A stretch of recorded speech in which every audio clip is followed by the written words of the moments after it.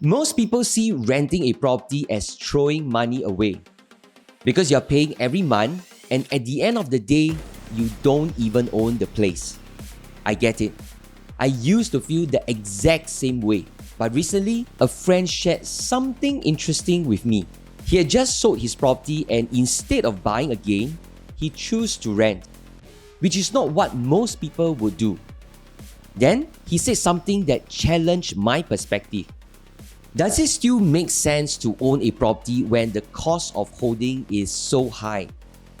That one question stuck with me. It made me wonder if we had overlooked something important. So in this video, I want to revisit this often debated topic and break down the numbers between renting versus buying a property to see if there's something we have all missed. Short property stories from real conversations. By the way, I'm Gainer from Property Made Simple. I've shared over 600 property stories based on real situations. They are easy to read, relatable, and packed with insights. The links are just right below, so do check them out. In Singapore, most people believe that buying a property is the common path to go. It is where we own a home, start a family, and watch the property value grow over the years. That's why home ownership rates are so high. And honestly, renting a property has never really crossed our minds. And when we do think about it, it feels uncomfortable.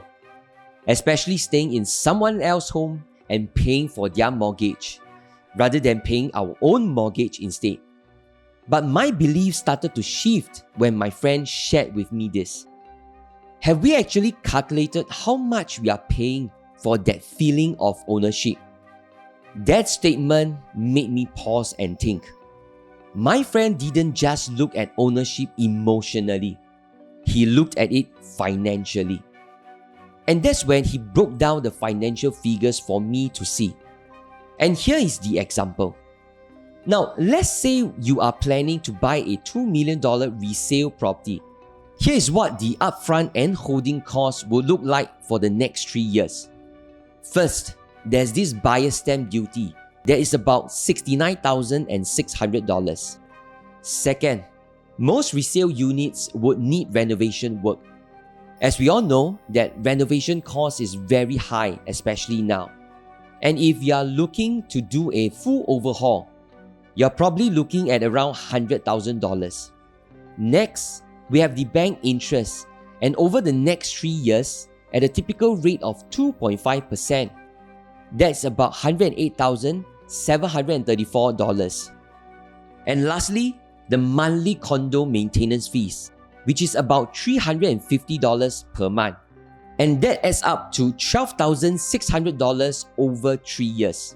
So in total, we are looking at $290,934 in just the upfront and holding costs.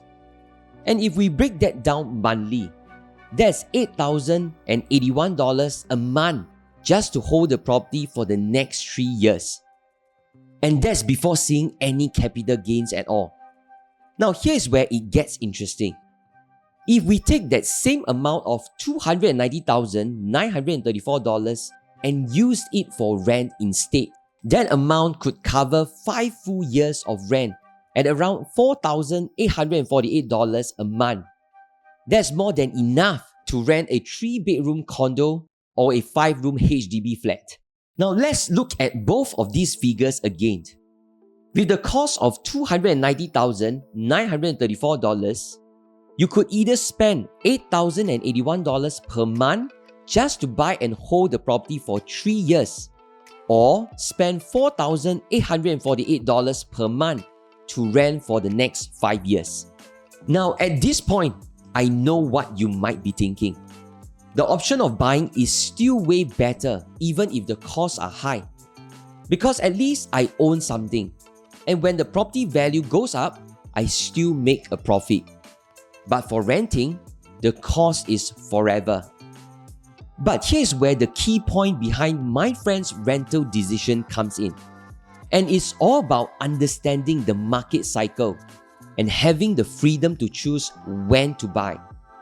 Right now, we are sitting at one of the highest peak in recent years. So when you buy today, you're not just paying a premium price, you're also committing to high monthly costs just to hold the property, while hoping that prices will continue to go up. But here's the thing, no one can predict the economy. And when the market is at its peak, that's where the risk is the highest.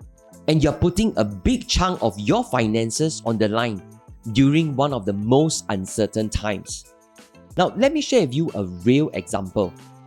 Back in year 2013, when the market was at the peak, a 3-bedroom unit at Kovan residences was sold for 1.7 million. Just 2 years later, in 2015, similar 3-bedroom units were transacting at 1.39 million. That is a $310,000 drop in value. Now imagine buying your property at the peak, paying so much in the upfront and holding costs, while watching your property value drop drastically. Now comparing this to someone who chose to rent the same unit at $4,300 during that time, which comes to about $103,200 in total of rental costs for 2 years. And here's the interesting part. If that person who rented had waited for the right opportunity and decided to buy in 2015 at 1.39 million, he could have gained $310,000 of price difference if we consider the cost of buying versus renting to be roughly the same during 2013 to 2015. So what can we take away from this example? Now, I'm not saying that renting is better than buying. And I'm definitely not saying that you should try to time the property market, which is difficult.